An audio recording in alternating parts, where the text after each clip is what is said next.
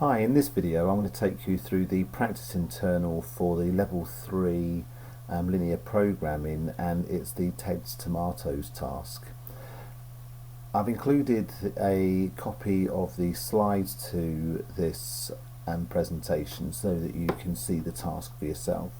So the task: Ted produces tomatoes for a local factory and sells artichokes at a farmer's market. Artichokes are very labour intensive, and Ted's looking at his planting options in order to maximise his income. Using the constraints outlined in the resource sheet, write a report making recommendations to how many hectares of tomatoes and artichokes Ted should plant to maximise his income in the current year and in future years. Okay, and the next bit is the standard thing we get with pretty much all our internals.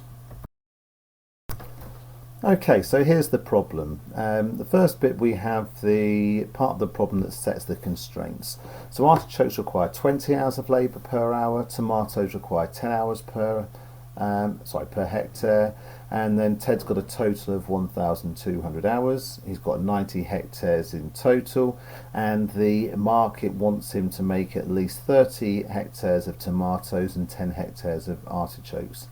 Then we have the objective function, or the income projections, and we have I equals 10,000 x plus 25,000 y, and then we have the bit which will be our merit and excellence part of the problem, which is a future projection that artichokes sell for twice as much as tomatoes. Okay, so the first thing we need to do is model the problem. And the very first thing we do is we need to define our variables. Now this was partly done in the problem for us, and the first one to do is say let x be the amount of tomatoes, and we need to stress the units in hectares, and let y be the amount of artichokes in hectares. Now we've done that, we can get on with doing the constraints. So we have a time constraint. I think it's really important that we label as we're going along so it's clear where we've got each of our constraints from. And the time constraint is 10x plus 20y is less than 1,200. And that's because it's 10 hours for each hectare of tomatoes and 20 hours for each hectare of artichokes. I always like to simplify my constraints as I go along, so this one becomes x plus 2y equals 120. Then we have our area constraints, and that's because we've got 90 hectares in total, and so that gives us x plus y is less than or equal to 90. And then we have our minimum constraints, and that is that we need to have at least 30 hectares of tomatoes, so x is greater than or equal to 30, and y is greater than or equal to 10. And then finally, to finish modelling our problem, we need the objective function, and that is to maximise, and I really should write here to maximise 10,000 I plus 10,000 x plus 25,000 y. Now, because we're not actually interested in how much money is made, but just in how much we make, I actually like to simplify these down, and I can actually divide by 5,000, and I get this new objective function, and I'm just going to call it P1. And the reason I'm using P1 is because I know that I'm going to have a different objective function for the merit excellence part of the problem, and I get 2x plus 5y, and I got that just by dividing by 5,000. Okay, so once we've got our constraints and our objective functions sorted out, we need to construct the feasible region. Now I've just drawn this one here, and if you're not sure how to construct the feasible region, you can look at the earlier video which is on constructing the feasible region. Once we've constructed the feasible region, we need to find the coordinates of the vertices of the region, and that's because the method I prefer to use, because it's related to the simplex method, is the tour of vertices. So A's got the obvious coordinates of 30, 10, and B has got the coordinates of 30, 45, and I would do that by substituting that value of 30 into that equation of x plus 2y equals 120. C has the coordinates 60, 30, and I do that by solving the simultaneous equations x plus 2y is 120, and x plus y equals 90. And finally, D has the coordinates 80, 10, and we get that by substituting the value y equals 10 into the equation x plus y equals 90. So now we need to find the optimum solution. So remember, we're trying to maximize P1 equals 2x plus 5y, and we know that the optimum solution occurs at one of the vertices, and we talked about that in the earlier video looking at the optimum solution. So P1 at A has a value of 110 because 2 times 30 plus 5 times 10 is 110.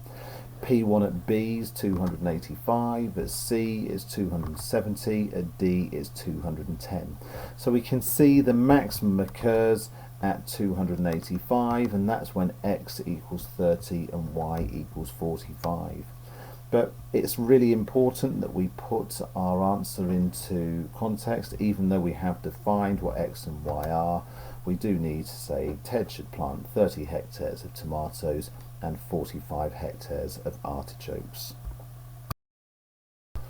So now we're moving on to the merit excellence part of the problem, and that is considering the future values. So in this case we get P2 equals x plus 2y, and that's because it tells us that artichokes are going to sell for twice as much as tomatoes.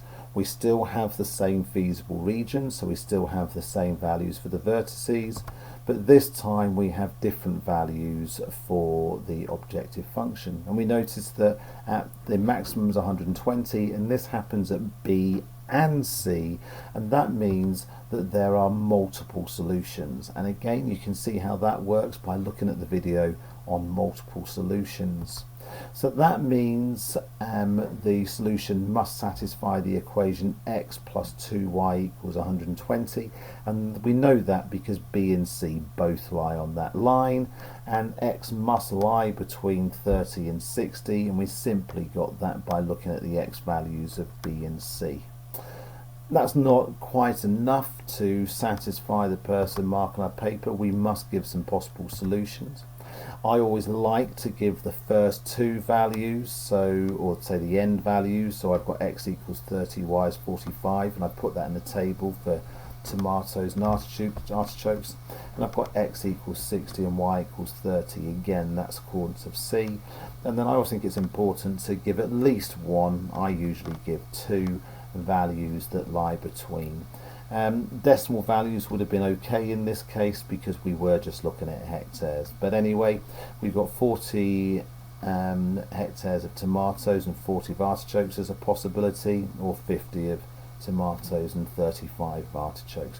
But again, I must stress any values that lie on the line x plus 2y equals 120, with x between 30 and 60 would have sufficed.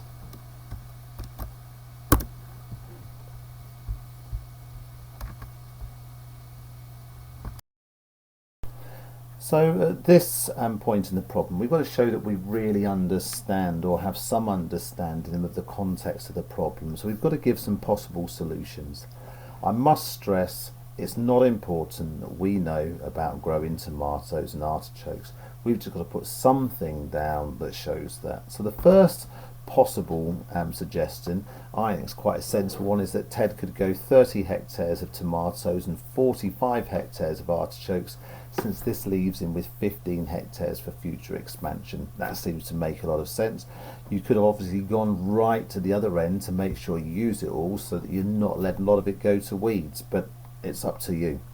And then I've put one that really is a bit of a rubbish example, but it's just as valid for answering the problem, and that is Ted could plant 40 hectares of each, since you could make it easier to calculate ordering. I don't know whether it does or it doesn't. It doesn't really matter. It still talks about the context of the problem.